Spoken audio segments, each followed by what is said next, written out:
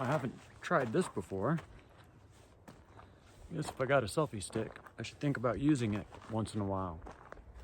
So this might be a long video because, as some of y'all have seen before, for lacking social skills, I can definitely ramble a lot. Usually it's just me and the wind talking, you know. So, Dante's hole, descent, something or other, right behind me here.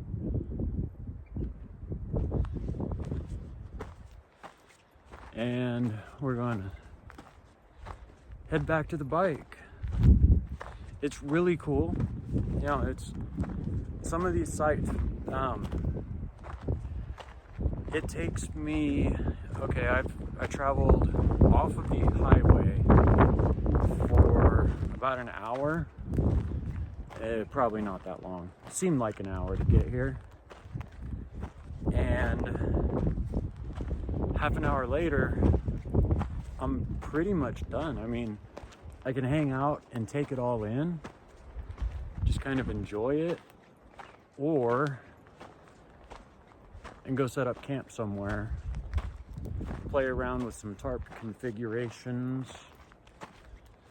It's crazy that this is still the American Southwest, isn't it? This is what the vegetation and terrain have all turned into. The terrain, the dirt's pretty much the same. Not much of a change in that.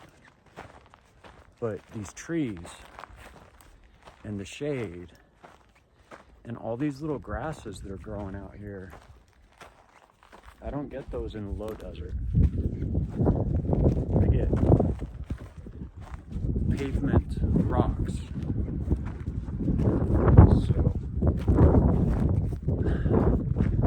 So it's pretty, but it comes with a chill. It's almost unbearably cold. Most of my morning was spent thinking just how cold this is and how little I want to keep being cold. I was ready for winter to end back in December. So instead of enjoying some 100-degree weather they got going on out in the desert right now, I'm still in winter, comparatively. I mean, you consider I'm staying in just about the coldest weather that I care to travel in.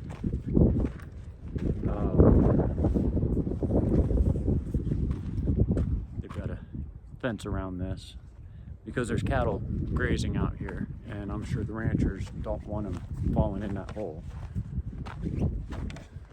So, all right, back at the bike. We're going to probably stand here for a half hour or so, being indecisive. That's part of almost any decision making for me. And then set up camp. Thinking about doing it on the other side of that fence just to make sure the cattle stay out of my camp. There's plenty of really good spots on both sides.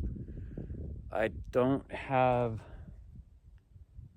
the gate over there is locked, so I can't get my bike inside that area, which is fine.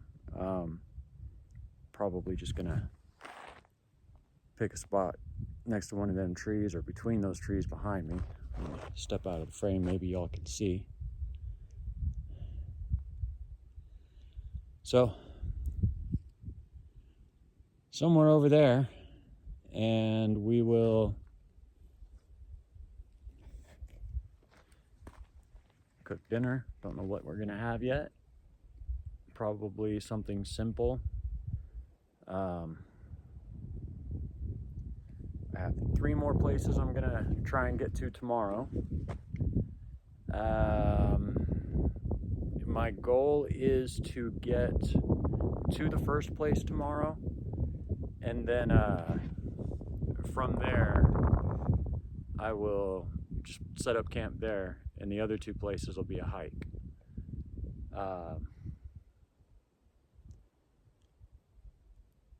No private access roads out here. There were a lot of those around Seligman. There are a lot of roads that were gated and locked, and you had to pay a fee and get a permit just to travel on the roads, which is ridiculous because there's public land on the other side of those private properties. I get it if people are not respecting the roads and stuff when they go through, but that private property blocks access to public land. It either, I don't know what the solution is, but it bites. So that's why I spent the last 2 nights sleeping at a truck stop, hiding way in the back, because there's just no public land, no place I could find. Well, I take that back. There was one place I could find, and it had absolutely no relief from the wind. So the truck stop gave me a building to hide behind and a couple of mounds of dirt to keep the worst of the winds off of me the first night. The second night, not so much, but I'm gonna use a tarp and make a wind block out here this time. I've got time in the day. If I camp up here, that means no highway noise. It means probably no neighbors coming by to visit. There is a downside to that. I had, before getting to Seligman, I had one night where a fella brought me rotisserie chicken and a Pepsi and some asparagus, a couple carrots, a few little snacks. That was really cool. And then the next night, there was a couple came by, and the lady, she had a really pretty, I don't think it was Middle Eastern, but kind of a Mediterranean sounding accent. If I had to guess, I'd say Greek. But I don't actually know. But she brought me 2 plates of food. She thought that she didn't know I was traveling alone. And it was 2 Sloppy Joe burgers and 2 Sloppy Joe corn tortillas. It was very, very, I really enjoyed that. That was awesome. Out here, I'm probably going to go with my simple heat up a can of soup and add it to a pack of ramen. That's enough to fill me up very full, which will hopefully give me a nice comfortable sleeping belly. I'm also considering trying some of these juniper berries. Let's go over here and take a look at it.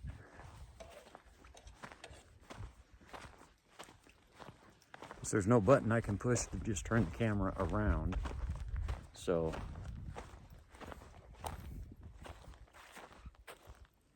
these are juniper berries.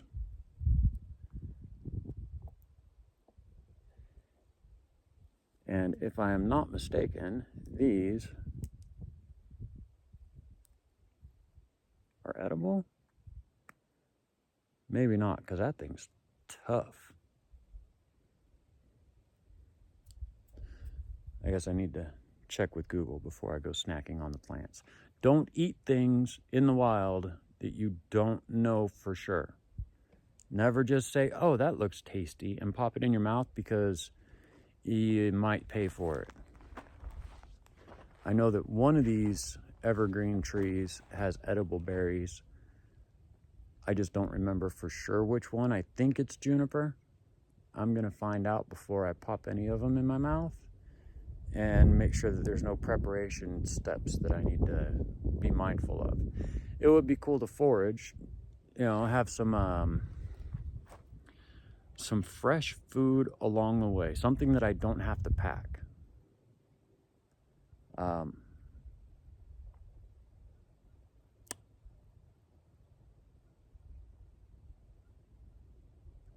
And I do that a lot too. I completely forgot where I was going, what I was saying.